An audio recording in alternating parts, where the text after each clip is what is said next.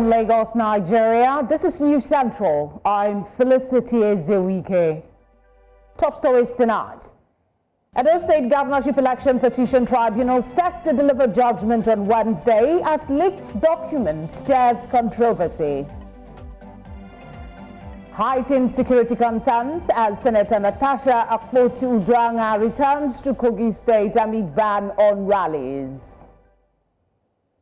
Thousands march in South Africa, seek justice for 7-year-old girl allegedly raped at school. In business, Nigeria moves to implement drill or drop policy on international oil companies. And in sports, autopsy set for Wednesday for Nigerian boxer Segun Olariwaju, who died in Ghana during a bout. Details of these and more shortly.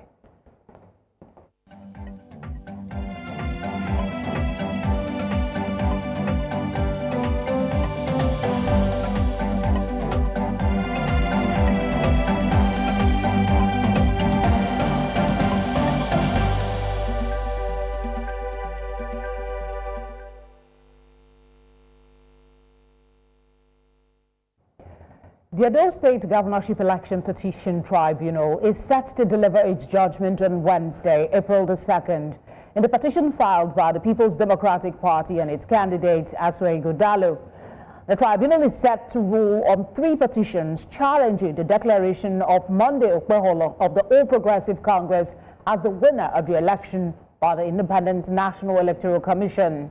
Okpeholo had secured a total of 291,667 votes, defeating his closest rival, Ighodalo of the PDP, with almost 50,000 votes. The petitioners are contesting the validity of the election results declared, citing alleged non-compliance with the provisions of the 2022 Electoral Act as amended. But a curious twist to the saga has been the circulating document purporting to be judgment of the court scheduled to be delivered on Wednesday. Suspended Senator representing Kogi Central, Natasha Akpoti-Uduaghan, has returned to her hometown in Okehi, local government area of Kogi State, to a massive crowd of supporters, despite a curfew and ban on political rallies imposed by the state government. She accused the Senate President, Godswill Akpabio, of orchestrating her suspension to silence her and vowed to resist any plans to recall her from the National Assembly. Akpoti-Uduaghan, who arrived in Kogi aboard a helicopter, was welcomed by thousands of her supporters at Ihima. Her return comes weeks after the Senate suspended her following a petition she filed alleging harassment by the Senate President. A day before her arrival, the Kogi State government had placed a ban on political gatherings in her local government. Despite this, residents defied the restrictions to show support for the embattled senator. The few videos that circulated and pictures were in Ododo's ward and Yahaya Bello's ward. Most parts of Kogi Central, there was no activity. So what did they do? They went into some rooms and assembled a few of them and started filling in the petitions themselves. That was what they did. And I believe INEC has been notified of this.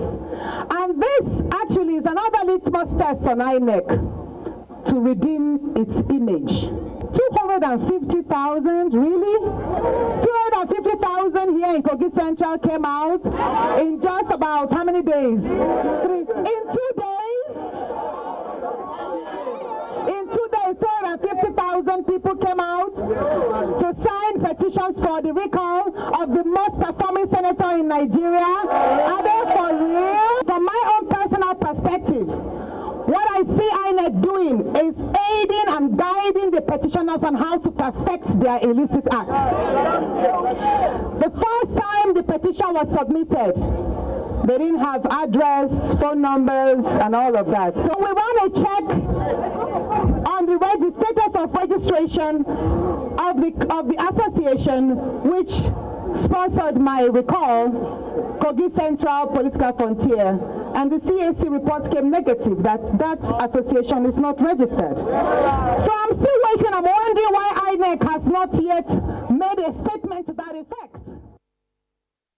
Dr. Victor Kai is a political analyst, and he joins me now to dissect the situation played out in Kogi State. Good to have you tonight. Doctor, disparaging remarks from some quarters, including Human Rights Writers Association of Nigeria, Huriwa, about what is being likened to cheap political moves by the Udodo's administration in attempting to stop Senator Akpoti Udanga from visiting home and failing. And then there is the question of her visiting home in her capacity as a senator when she is on suspension. She says she broke no rules. Please break it down for us. What is your interpretation of what is playing out in Kogi State? Okay, so what you see is a desperate move by not just the Senate, but the government as well, to embarrass a person that is obviously a very popular choice of her people. The truth is, her people have voted, and she's representing them at the Senate. And it doesn't matter what, I mean, it just seems like a matter of an ordinary seat. And I also do not understand why, on account of seating arrangement, you should deprive the thousands of people who voted for her representation, you know, at the very highest level of lawmaking in the country. But what appears to be playing out is a desperate attempt to silence what is becoming a very popular voice in the person of Senator Natasha in the Senate. But as much as they are doing what they're doing, the people are also rising and resisting. And you can see what obviously happened when they attempted the recall, which was obviously not the choice of the people or a popular one. They were being deceived to go out there and begin to fill forms and papers, you know, to say that, you know, they didn't realize it. It was like an empowerment thing because of the Ramadan and all that. They deceived them. When the people realized it, of course they resisted it. So, and you can see the desperation as well playing out in the case of, you know, banning rallies and trying to block the roads, and like what happened during her election. What is clear is that the powers that be are afraid of this rising star and of her popularity among her people. Let's talk about the crowd that welcomed her to Okene. I mean, did you also wonder, like she did, whether they were the same people who signed the petition requesting her recall from the Senate? Was it a rented crowd, as some are alleging? Does it mean anything in the larger scheme of things that folks turned up for her in this manner? I'm afraid for the people well, not really for the people, for the peace and security situation in Kogi, because obviously from the crowd that you saw, you can see how very popular she is. This could not have been a rented crowd.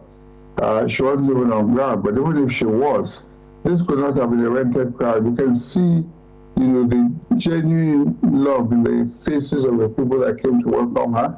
And that crowd, you would have to be extremely wealthy to be able to bring all of those people out there in support of, let me use the word, a woman. You know, she is clearly loved and respected and supported by her people. And that is what that crowd is saying. To say that the picture is worth more than 1,000 words. And the video you saw there certainly is worth more than what you can say simply with words.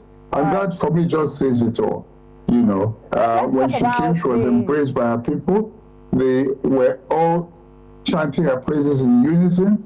Otherwise, we would have seen dissenting voices. And I doubt that any would have attempted it, because clearly the crowd was with her. And any other dissenting voice would probably have been mobbed or lynched. Not that it's a good thing, but clearly they do love her, and nobody would have dared in that crowd say anything against her.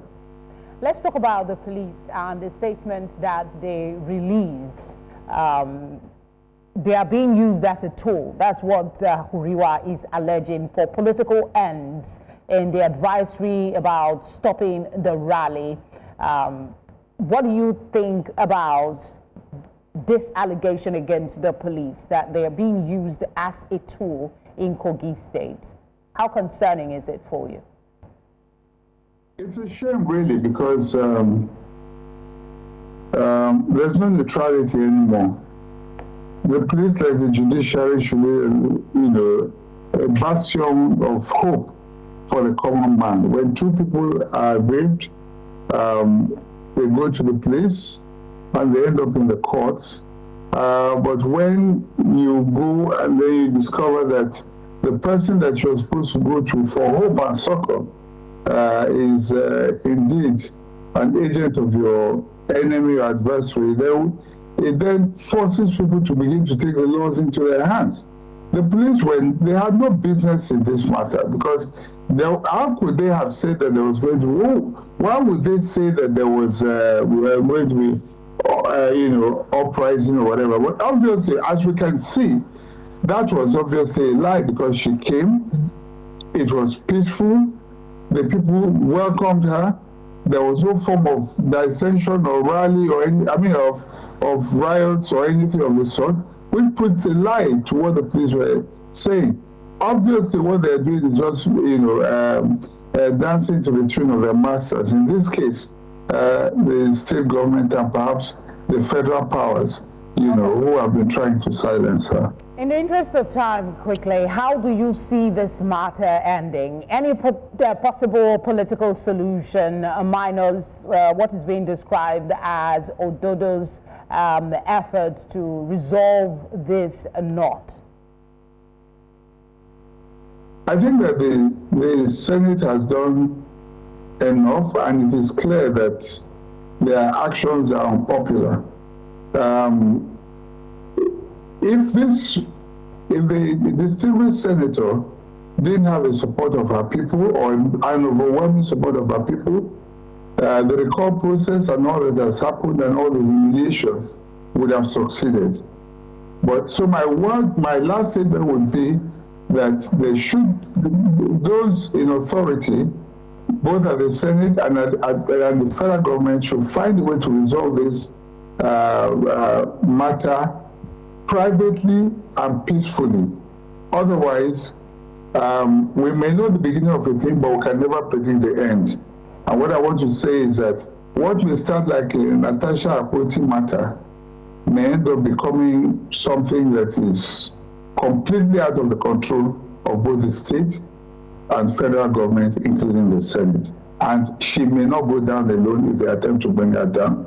Many more heads will roll along with her. And it will not be people on her side, it will be people on the other side. All right, Dr. Okai, thank you for the insights you've provided. Thank you for having me. Coming up, internally displaced persons lament untold hardship amid Salah celebrations. We have details of this and more when we come back.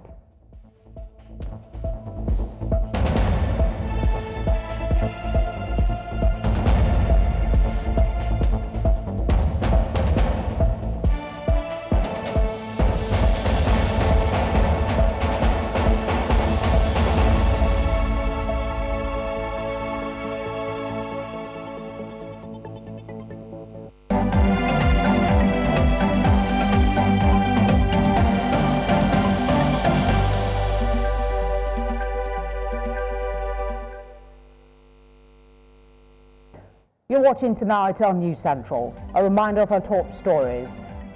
Edo State Governorship Election Petition Tribunal set to deliver judgment on Wednesday as leaked documents stirs controversy. Heightened security concerns as Senator Natasha Akpoti-Uduaghan returns to Kogi State amid ban on rallies. Thousands march in South Africa, seek justice for 7-year-old girl allegedly raped at school. Glad you're still with us. Salah celebration in northern Nigeria is expected to be one accompanied by sumptuous delicacies, new clothing, hairstyles, paying homage to family members and friends, among other things. But for the displaced families in the insurgency-ravaged northeast, it is a different situation. Our correspondent, Aisha Salihu, caught up with one of the residents. Aisha Bashir, the mother of a 13-month-old baby, is one of the women here whose Ramadan fast and Salah turned sour as opposed to what she is familiar with. Bashir once lived in Maiduguri, but her situation took a turn for the worse a few years ago as she fled her city of residence in the wake of the Boko Haram insurgency and now lives at the IDP camp in Nigeria's capital, Abuja. Sai dai mutane ne na waje da sun danyi sun bani in ci in ban samu ba haka nake fama haka zamu zauna. She describes the realities of taking care of her baby amidst the non-availability of maternal child supplies. To sai rashin lafiyar nan da ya same ni sai na zo na tafi gida dan jarin da ina juyawa dama taimako na ne aka bani jarin kuma da shi ne nayi taimako kaina nayi kudin magani da shi ya kare babu. Na dawo kuma abinda zan yi sana'a amma babu shi. Haka ina zaune abinda zan ci ma yana bani wahala. Bashir worries over her husband who is far away in Goza due to an ailment and thinks that the incoming rainy season may take a toll on the health of her and her child. To, haka muna fama haka zamu kwana idan mu a bude. Haka ruwa zai zo haka nan yaro a hannunka kaya ne komai da komai haka zai jike sai an idar da ruwa sai mu kwashe kaya mu fitar. For over a decade, the new Kuchigoro internally displaced persons camp has been in existence, and most of the IDPs here are telling us that they are still battling with lack of basic social amenities and rising from the Ramadan period down to the Salah festivity. What we know Salah festivity to be, the celebration, the happiness that comes with it, the situation is different for the people here. This is a story of Aisha Bashir, who has brought us up to speed on how the challenges she has had to face and the deplorable condition for her and her children, just like it is for many other women in this particular camp. She is now calling on the government to come to their aid to bring them some sort of relief and alleviation. From New Kuchigoro internally displaced persons camp in the FCT, for News Central, Aishat Salihu. In Lagos, it is the third day of the Eid Mubarak celebrations, where Muslims across the state gathered to mark this significant Islamic festival. However, this year's festivities come amid rising economic challenges, leaving many residents to adjust their celebrations. News Center's correspondent Bettina Uweli reports from various fun spots in Lagos. Eid Mubarak, a time for prayers, charity and communal feasting, is usually marked by families coming together to share in the joy of the season. But this year, many Lagosians say the soaring cost of food, livestock and other essentials has made it difficult to celebrate as they usually would. Last year, as in we still see small change and small food gather and chop. We chop very well that last year, but this year it was to food no day. Even yesterday, me and my guys, we just day alone, no chop, no do anything. We guys go outside, go beg for food before we go chop. I beg, make me help us adjust all these things. We dey suffer for this Nigeria, we suffer too much. Food no day, anything no day, work sef no day. You no see work. We still dey beg, say one work, we still dey go beg them. The economy too still affects. A lot of people are complaining and things is changing too. I pray things change to a normal set, to people test. So me, I can't say everything is good for me because my family knows how things is for me here. I pray everything will be okay.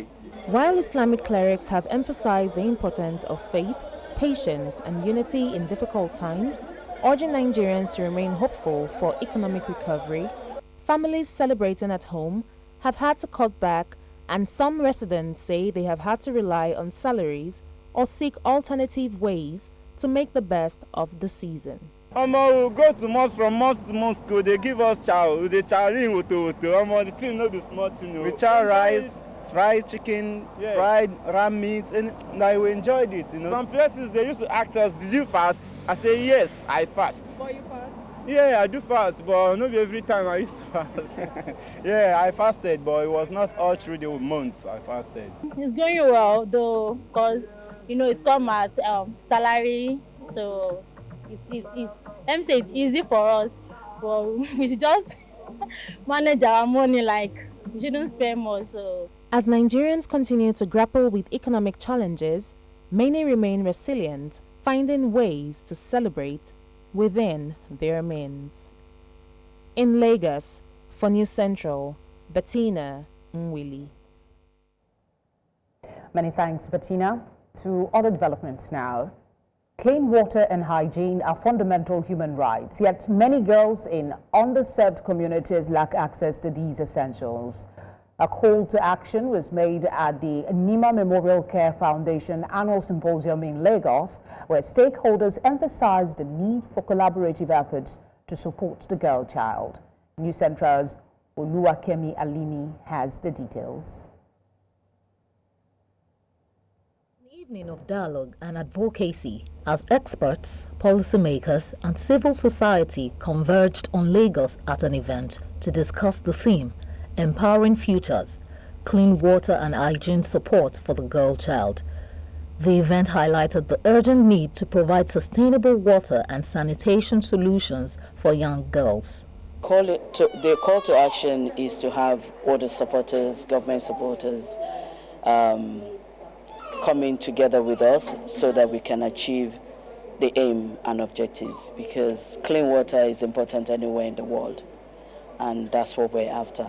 Why we decide to support the girl child at this point in time is because we've been doing a lot of projects across Nigeria, digging borehole for poor communities and, of course, educational facilities across Nigeria, not only in Lagos. We've gone around Nigeria. The keynote speaker emphasized that nurturing young girls is key to building strong societies. Providing them with education, healthcare, and hygiene empowers them to become future mothers and leaders who drive economic growth and social stability. Investing in the girl child today secures a healthier and more prosperous nation tomorrow. The importance of water and hygiene for girls cannot be overstated. Our greatest responsibility to self is to focus on our future. And nothing empowers our future like our children. When we say that those who nurture the girl nurture mothers of tomorrow, and those who nurture women nurture the nation. Government participation was also a focal point, with representatives from the Ministries of Education in Lagos and Ogun States present. A lawmaker at the event underscored the need for a multi-stakeholder approach involving the government, civil society, private sector, and individuals to ensure access to clean water and improved hygiene standards. We continue to work together to ensure that our girls have access to clean water, sanitation, and hygiene facilities. This is crucial for their empowerment and for building a healthier and more prosperous society. We must invest, however, in infrastructure, promote hygiene, education, and support community-led initiatives. Beyond discussions, the event served as a rallying call for action, emphasizing that every child, especially girls, deserves a healthy and dignified life. As the evening ended, one message was clear: sustainable access to clean water and hygiene support is not just a privilege, but a necessity for the empowerment of future generations. In Lagos, for News Central, Oluwakemi Alimi. Officers of the Rapid Response Squad of the Delta State Police Command have allegedly tortured a 24-year-old upcoming musician, Paul Obukowo, to death while in their custody. The family of the deceased are now demanding justice. The Central's correspondent, Austin Azu, brings us details. Family of late Paul Obukowo, a 24-year-old emerging artist from Ughelli North local government area of Delta State, are still grappling with his sudden death while in the custody of the Rapid Response Squad of the Delta State Police Command. Paul Obukowo's brothers gave an account of the circumstances surrounding his death, stating that they were on their way to work when they were stopped by the RRS officers. Allegations suggest that the late Paul was brutally assaulted and tortured to the point of near death before being hospitalized, where medical doctors ultimately confirmed his death. My president, they beat my brows. My president, they cry. My president, for money like this, now they can't come outside, beat her. They are going for back. They are going for back. The boy, they grab, they beat her, they cry.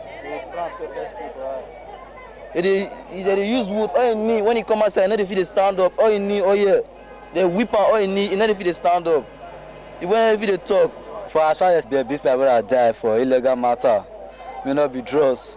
And they call boss hours, not see anything, no smoke, nothing. They say because of carbon nickel, I feel he pay me well. He was fighting for his brother, release my brother. Come on, that's the offense, so they now started beating him. Well, I don't know. It's in there, I'm so weak. I don't even know what to say. Like our family right now is very sad in this because of this situation. Eloho Obukowo, mother of the late Paul, who couldn't hold back her tears, is demanding justice for her son. They carry my pikin reach station. They tell my pikin say, if the boy when in Nagisiana not come, they not go release him. They can't really wait. The boy now with fear now cause okay, therefore release my younger brother come. He can't go to the station. He can't okay see me. For then after they begin beat the boy. They put her for sale. The next day when they carry come outside, drill the boy, break his hand and leg. Break his hand and leg finish. Only they still carry and rush and go hospital. From one hospital to another. Now with the begin, they follow us, they rush the pikin. See, the pikin can't die this morning. Reacting to the matter, human rights activist Victor Oje, who condemns the alleged police brutality, unlawful detention and gross human rights violations, says the officers behind Paul's alleged torture and death must be held to account. So, we want justice for Master Paul Obukowo. We want accountability from the police. We want these particular police officers that conspired to terminate the life of this 24-year-old Ughelli man here in Delta State. We want all of them to be brought to book and accountability. The Delta State Police Command has issued a statement regarding the incident, indicating that an investigation has commenced to determine the circumstances surrounding the death of Paul Obukowo. In Delta for News Central, Austin Azu. Quite unfortunate, really. Tonight returns in a moment. Stay with us.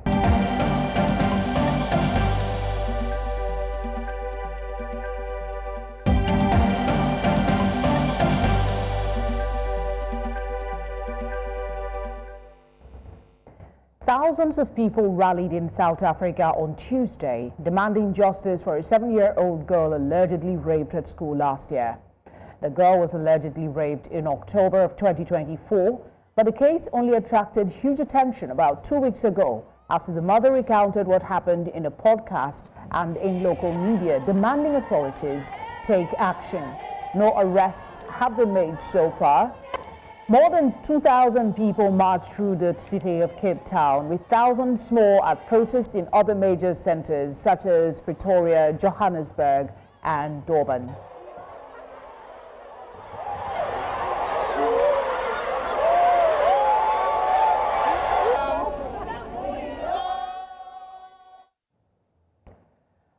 I'm now joined by Zama Ntona, national spokesperson of the African Transformation Movement. He joins me from East London to discuss the protest in South Africa. Thank you for giving us your time. Of the 42,500 rape cases reported in 2023 and 2024, we know that 17,100 involved child victims. These are police figures.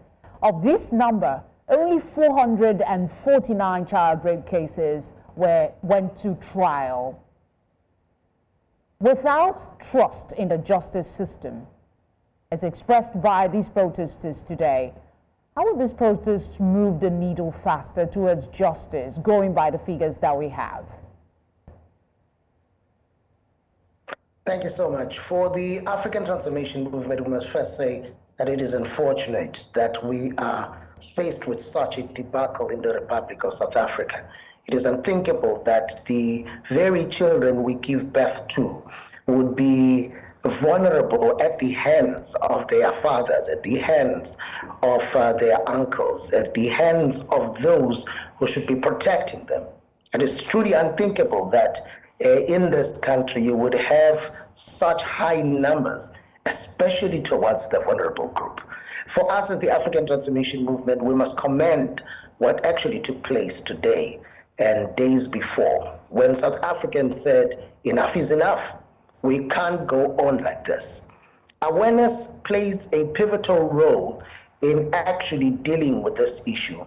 But awareness alone, if the police of this country are not going to be competent in dealing with investigations such as these, this is not going to encourage victims and those affected to actually come forward so that we are able to deal with the scourge and the plague that has actually engulfed this country. So for us as the African Transformation Movement, we believe that the move by South Africans, the stand by South Africans is pivotal for the cases, for the issue of awareness and shining a spotlight on a plague that has engulfed our country. But the justice system would have to play its part in order for us to be able to successfully deal with the problem. Talk to us about what you understand the demands of these protesters are in clear terms. We know that they went to various areas. One of them was the Education Ministry. Did they get a response to any of their demands as well? Thank you so much. We are demanding as South Africans that there would be justice for Kwekwe. It is imperative that there shouldn't be any child or woman and even men who find themselves in a situation such as these and the authorities are not able to respond. This is why we're calling for justice. We are calling for the powers that be in this country to actually swiftly deal with the issues of investigations. We need to see somebody prosecuted and behind bars for the longest of time. We believe that the country, the justice system in this country is not just only slow, but it also speaks to issues of incompetence. So we are demanding that the justice system be just, and not only that, those who are practitioners and those who are workers, they must do what is necessary to actually bring those who are individuals who are perpetrators of such a crime to book, and actually they must actually get what they... In 40 seconds, if you can, I'm told we're out of time. The government had promised to make public by the end of February the National Register of Convicted Sexual Offenders, but the process has stalled due to legal delays. Do you have any update on that? And how do you think, if this is pushed through, it will help in reducing the monstrosity of rape? Thank you so much. It is necessary for us to know who are dealing with our children, but most importantly, we need the National Index DNA system. If we have that, we wouldn't have a problem of conviction. Those who are found guilty, when we find their DNA in the victim's body, will be able to prosecute swiftly. Zama, thank you very much for giving us your time. Thank you so much. Business News is next after this break. Don't go away.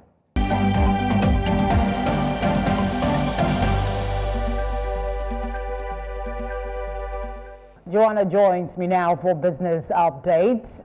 Drill or drop, is that some riot act for the IOCs? Well, it's a policy that this administration is looking to enforce. If you have an asset, drill it or drop it, basically. I'll bring you the details after this break.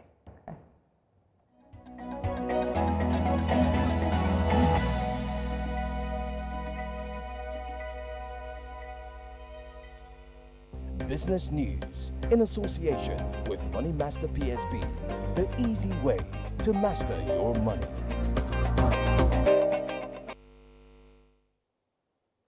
The Nigerian federal government has urged international oil companies to develop and utilize their assets as it prepares to enforce the drill or drop provisions of the Petroleum Industry Act. Minister Heineken Lukobiri emphasized the importance of collaborative measures like farm-outs and shared resources to avoid idle assets. He highlighted the government's commitment to investment-friendly policies and called on IOCs to make strategic decisions to boost production. Osage Osumbo, chairman of the Oil Producers Trade Section, praised the government's efforts to create a conducive investment environment and urged industry players to enhance production levels.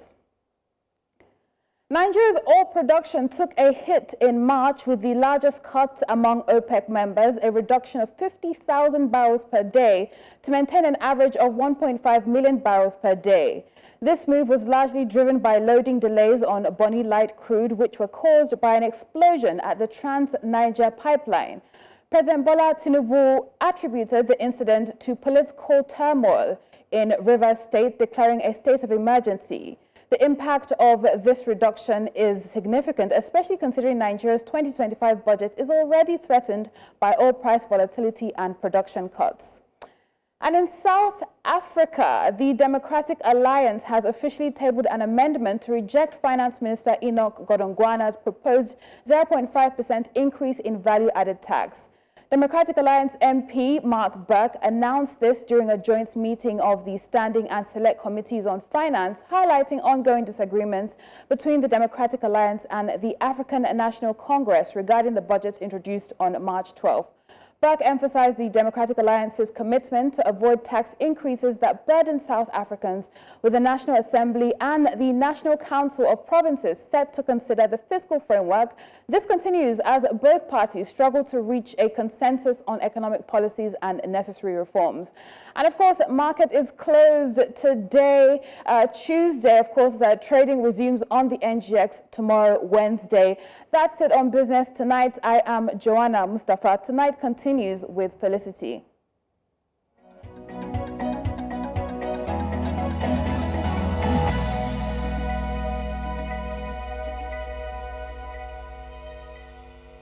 Business news in association with Money Master PSB, the easy way to master your money.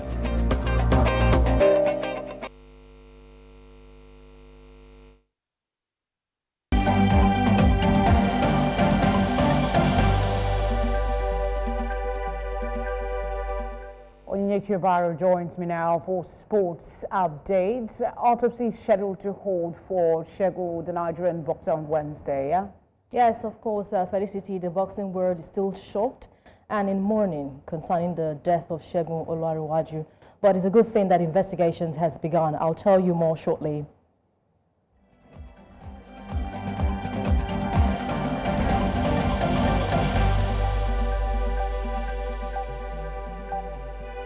Sports Update, brought to you by Corn Oil. Corn Oil, we go the extra mile. In sports, an autopsy will be conducted on Wednesday to determine the cause of death of Nigerian boxer Segun Olariwaju, who tragically collapsed and died during a bout in Ghana on Saturday. His body remains in the Ghanaian mortuary while investigations proceed. A representative has stayed in Ghana to oversee the autopsy. The MBBofC is seeking clarity on the circumstances surrounding Olariwaju's death, especially after the boxer's mandatory medical checkup was reportedly not conducted. The Director General of the National Sport Commission, Honorable Bukola Olopade, has expressed deep sorrow over the passing of Nigerian Taekwondo Federation President Abdullahi Saidu, Olakpade describes Seidu's death as a significant loss to the taekwondo community and Nigerian sport at large. He praised Seidu as an astute administrator whose leadership and dedication greatly advanced taekwondo in the country. Olakpade emphasized Seidu's contributions will be missed by the Sport Commission and extended heartfelt condolences to the family. He further noted that Seidu exemplified strong leadership in managing the federation, leaving behind a legacy of commitment and growth. Akwa Ibom State Governor Umo Eno has officially welcomed participants to the inaugural Niger Delta Sport Festival in Uyo, Akwa Ibom State, set to begin on 2nd of April 2025. Governor Eno, in a statement signed by the State Commissioner for Information, Aniekan Umana, expressed appreciation to the Niger Delta Development Commission, NDDC, reiterating that festival aims to promote regional unity, sport tourism, and showcase emerging athletic talent from the Niger Delta. The governor expressed his appreciation to athletes, highlighting that the festival is a platform for discovering new talent who may represent Nigeria on the national and international stage. And now to football, Kano Pillars FC have lifted the suspension of technical advisor Usman Abdullah, allowing him to resume duties ahead of the MPFL Matchday 32 clash against Heartland. Abdullah was sidelined for nearly 5 weeks due to poor team performance and a dispute with fans following a goalless draw against Bayelsa United. During his absence, assistant coach Ahmed Garuba Yaro managed the squad. The club's communication director confirmed all issues have been resolved and Abdullah will now refocus on training. Currently 8th in the MPFL table with 44 points from 31 matches, Kano Pillars will address Abdullah's contract status in the season end. The team faces Heartland on the 6th of April 2025 as they push for a stronger finish in the MPFL. And finally, in sport, the Premier League will implement a semi-automated offside technology starting from Saturday 12th of April 2025 following successful trials at the FA Cup quarterfinals.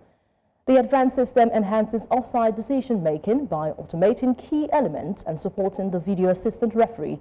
Using optical player tracking, it improves the accuracy and efficiency of the visual offside line placement. Additionally, it generates visual graphics for a better in-stadium and broadcast experience.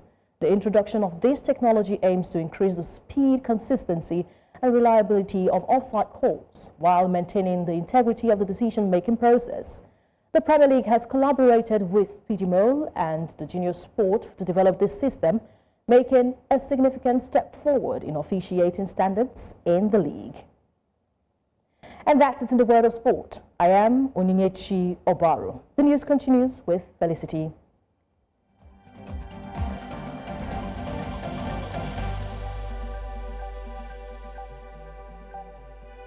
Sports Update, brought to you by Corn Oil. Corn Oil, we go the extra mile.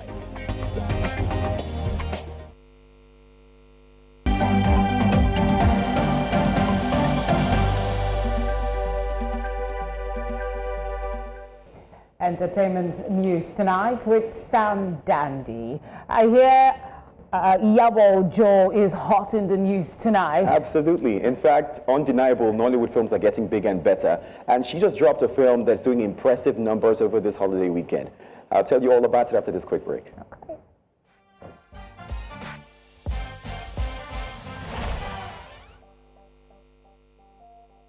Entertainment news in association with Glow Unlimited.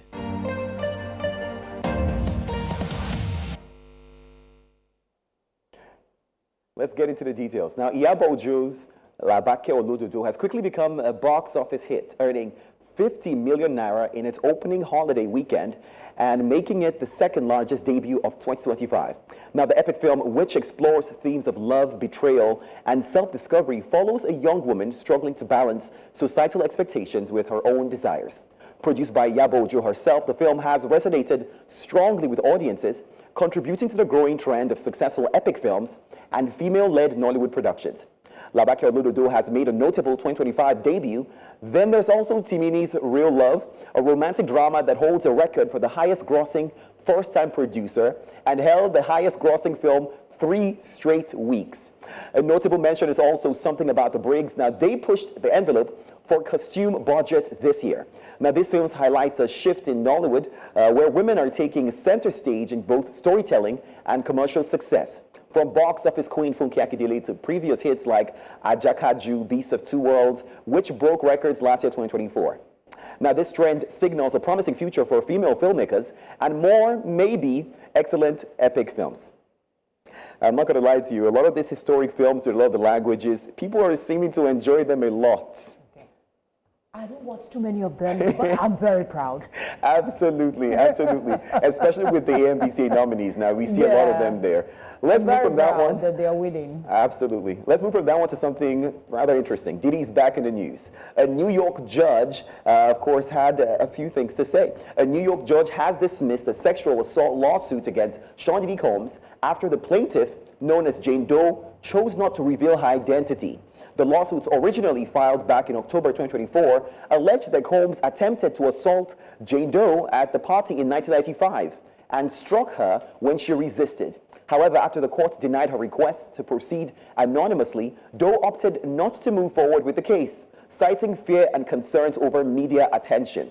Now, Combs' legal team welcomed the dismissal, stating that it reinforces their belief that other pending cases will also fail, arguing that many of the lawsuits lack legal merit and are fueled by media narratives. Meanwhile, attorney Tony Busby, who represents Jane Doe, acknowledged the emotional toll that these cases take on survivors, emphasizing that his client's decision was based on personal safety rather than the strength of the allegations. This ruling sets a precedent for other lawsuits against Combs, with additional plaintiffs facing court orders to disclose their identities by April the 10th if they wish to proceed. While some charges against Combs have been dismissed in separate cases, others, including federal charges of racketeering and sex trafficking, remain active. Now, we followed the entire saga, honestly, since the moment it started, the video with Cassie up until this very point, and it's so many allegations against him. Yeah, this is just one out of the many others before the court. I'm sure one might just stick and everybody can take a breather. I know, but the trial is coming in May, so we're hoping to see what this one looks like. Hope it's not going to be too messy, but we hope justice takes its full course, that's for sure. Yes, justice be served. That's the much we can take on entertainment. I am Sam Dandy.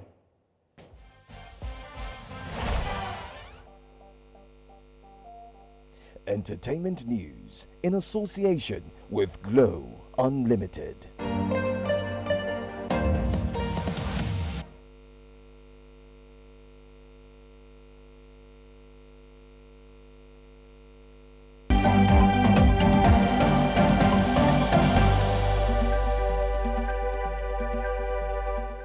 That's our offering tonight. But before we go, another reminder of our top stories. Edo State Governorship Election Petition Tribunal set to deliver judgment on Wednesday as leaked documents stirs controversy. Heightened security concerns as Senator Natasha Akpoti-Uduaghan returns to Kogi State amid ban on rallies. We also brought you news from South Africa that thousands are marching, seeking justice for 7-year-old girl allegedly raped at school. Do send us your eyewitness report to the number displayed now on your screen. We'd also like your company on social media. That's at News Central TV. You can watch for the latest stories on News Central Live on DSTV channel 422, Go TV channel 23, Star Times channel 27, Avo TV, and on YouTube. As always, thank you very much for watching. Have a good night.